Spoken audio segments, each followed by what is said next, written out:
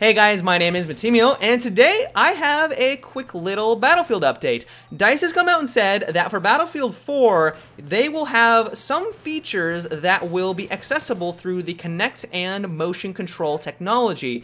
And what's interesting about this comment is that a couple months ago, they came out and said that the Kinect and motion control technology is gimmicky and that it has no place in first-person shooters, and especially for Battlefield 4. And what they're saying is that while you're not going to be able to use the Kinect to control your soldier and to aim and stuff like that, there will be some sort of features in there that you can use. And they haven't gone into any details as to what they are, but it'll be interesting to see how they approach it, because I can't really think of what they could possibly do. Maybe it will have to do with the commander mode. Maybe they will put in voice commands, but even voice commands just don't make sense to me and kind of feel gimmicky, because it takes longer to say reload or switch to pistol than it does just to press the button on your controller or on your keyboard. And so if you guys have any ideas, I've never used a Kinect. I don't have any of that type of technology. So if you guys know of something that I'm just completely missing and you think it's going to work for Battlefield 4,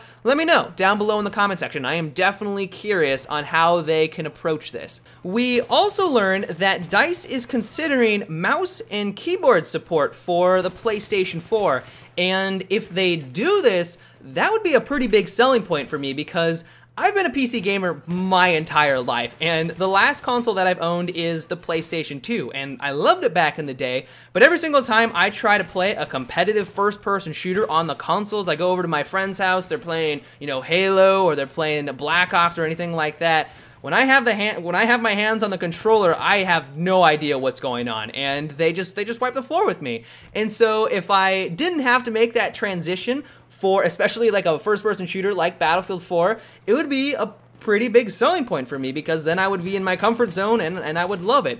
But what's interesting about this is, and I'm not sure what a lot of you console players think about this, is that if you're going against someone who is using a mouse and keyboard and all you have is a controller, you're at a pretty big disadvantage. And I know some console players out there claim that they're just as good or better than someone who was using a mouse and keyboard. I don't think you understand like the accuracy that you have with just the mouse, like the pinpoint precision. It's like night and day.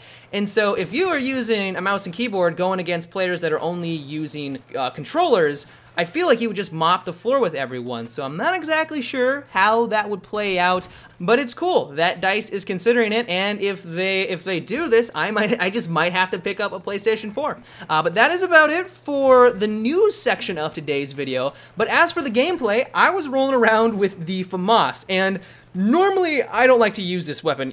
On large maps, on small maps, I just don't really like it. It's got a terrible recoil, it takes it forever to reload, it's only got 25 rounds in the magazine, and so you kind of get caught with your pants down a lot because your accuracy is terrible. You miss all of your shots. While it's got a blazing fast rounds per minute, you're always going through your reload animation, and so someone is gonna round the corner and just take you out. But I was making it work for today. I was going on some ridiculous kill streaks. I was kind of having faith in myself, and when I would put a bunch of bullets down range, I would just kind of tap it real fast, know that the weapon has a blazing fast rounds per minute. I knew all the bullets were gonna land. I would switch between targets really fast, and I was just nailing like 2 to 3, even sometimes 4 players, dropping them instantly, and it was fairly amusing. And I don't want to go out and say that this is an underrated gun, because I still think it's pretty terrible. But on the close quarter maps, if you use it correctly, you kind of move around the map, not like you're crazy by any means, because if you just run around while you're reloading, you're gonna die constantly.